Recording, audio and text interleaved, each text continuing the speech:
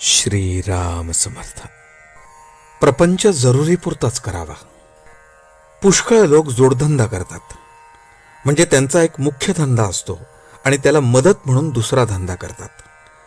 त्यांचे सर्व लक्ष मुख्य धंद्याकडे केंद्रित झालेले असते.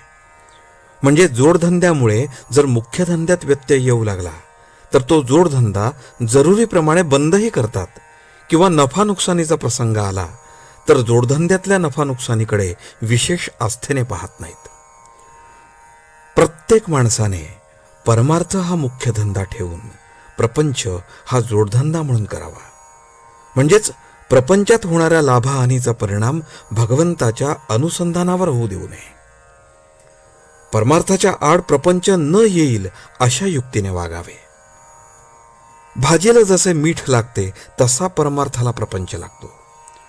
मीठ नसेल तर भाजी अळणी लागते, पण मीठ जास्त झाले तर भाजी खावत नाही. त्याचप्रमाणे प्रपंच आणि परमार्थ यांचा संबंध आहे. काही लोकांना सवयीने मीठ जास्त लागते, तसे ज्यांना प्रपंचाची सवय झाली आहे त्यांना तो जास्त लागतो. त्यांची गोष्ट निराळी. पण ज्यांना प्रपंच नवीन सुरू करायचा आहे त्यांनी तरी तो बेतानेच करावा. भगवंत डोळ्यापुढे ठेवून वागावे. प्रपंचात व्यवहार जतन करावा खरा, पण प्रपंच हाच काही सर्वस्व नव्हे. भगवंताचा विसर हा कोणत्याही कारणाने झाला तरी तो बरा नाही. मग प्रपंचात सुखसोयी असल्यामुळे तो होवो किंवा प्रपंचात दुःख झाल्यामुळे होवो. प्रत्येकाला प्रपंचाची अत्यंत जरुरी आहे, पण आपण त्याला वाजवीपेक्षा जास्त महत्त्व देतो आणि त्यामुळे सर्व बिघडते. प्रपंच पाहिजे आणि दुःख नको असे म्हणणे वेडेपणाचे. मूल असेल तर ते कधीतरी आजारी पडायचेच. प्रपंच हा कुणाला सुटलाय? हा प्रपंच हा संसार भगवंतानेच उत्पन्न केला आहे, तर तो कुणाला तरी सुटेल का? तसा नुसता प्रपंच तापदायक नाही, तर आकुंचित प्रपंच हा तापदायक आहे. ज्याप्रमाणे आपण आपल्या या खिशातले पैसे त्या खिशामध्ये ठेवतो, त्याचप्रमाणे प्रपंचातले आपले मन काढून भगवंताकडे लावावे. तसे करण्यात समाधान आहे.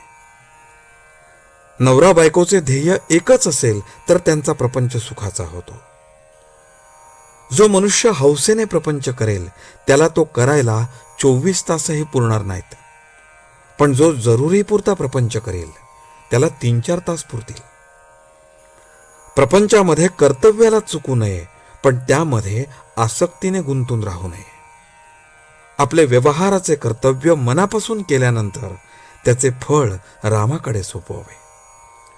रामाचे नाव शक्य तितके घेऊन आपले मन त्याच्या ठिकाणी चिकटावे, यासाठी त्याची मनापासून प्रार्थना करावी. आजचे बोधवचन. प्रपंच हा मोडक्या वस्तू नीट करण्याचा कारखाना आहे. तिथे मोडक्या वस्तू जितक्या जास्त असतील तितकी शिकणाऱ्याला संधी जास्त असते.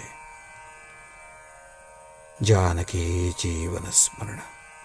जय जय राम.